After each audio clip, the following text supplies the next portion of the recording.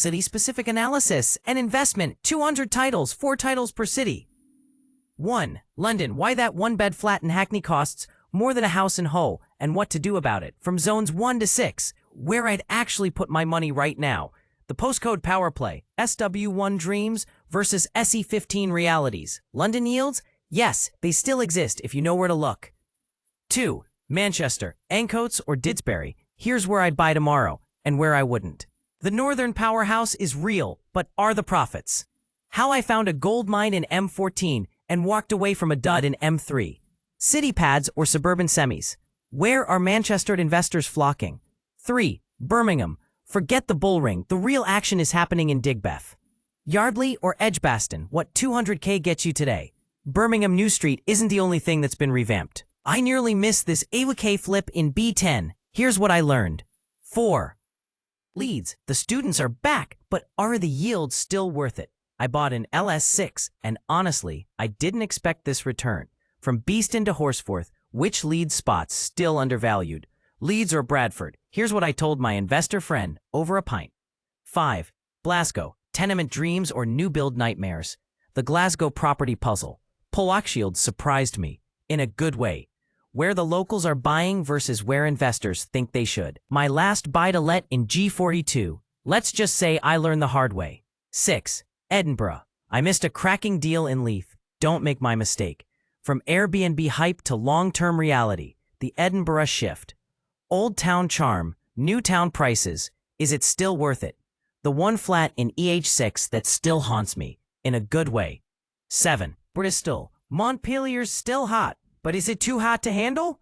I got gazumped in Clifton twice. Yes, really. From Bedminster to Bishopston, what's Bristol really saying? This one Victorian terrace gave me a 9.2% yield. No joke. 8. Liverpool. Is Baltic Triangle still the cool kid on the block? L1 or L8?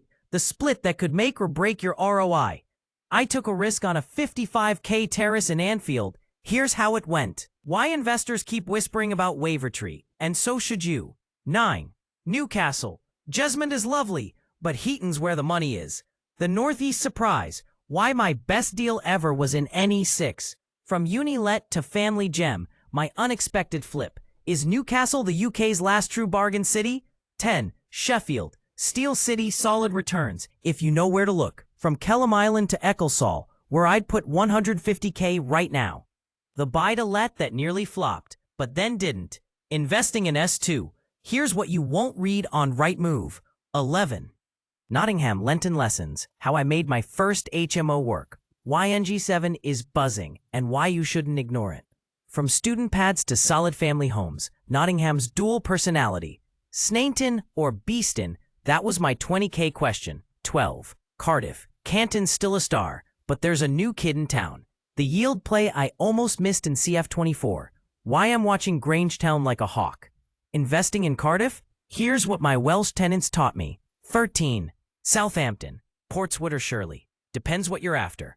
I bought a flat near the uni and learned this unexpected lesson.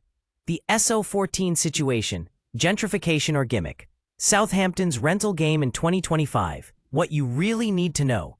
14. Leicester. Student-led in LE2. Still worth it in 2025? I took a punt on an ex-council in LE5. Best call I've made. From Golden Mile to Golden Return. How I doubled my deposit. Leicester's best-kept property secret. Revealed. 15. Brighton. The lanes, the sea, and the yields. What's left for investors? HMO and Hove? Here's what no one tells you. Why I still rate East Brighton, even if it's not trendy. Brighton property in 2025. Bohemian or busted. 16. Oxford Jericho's lovely, but my cash flow said no. The 400k semi that's making me 2k a month.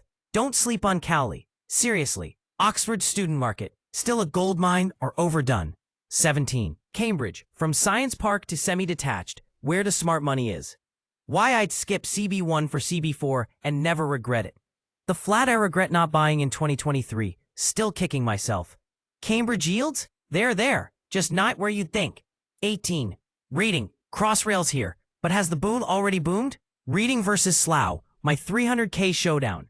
The RG1 revelation I stumbled into, and how you can too. Buy to let in reading in 2025. Worth the hype? 19. Milton Keynes. Don't laugh. MK's giving me 8.5% ROI. Grid roads, big yields. My most boring yet brilliant buy. From London Exodus to local gold mine, the MK effect. This new build shattered my expectations in a good way. 20. Hull. 40K properties that rent? Yes, they still exist. Hull versus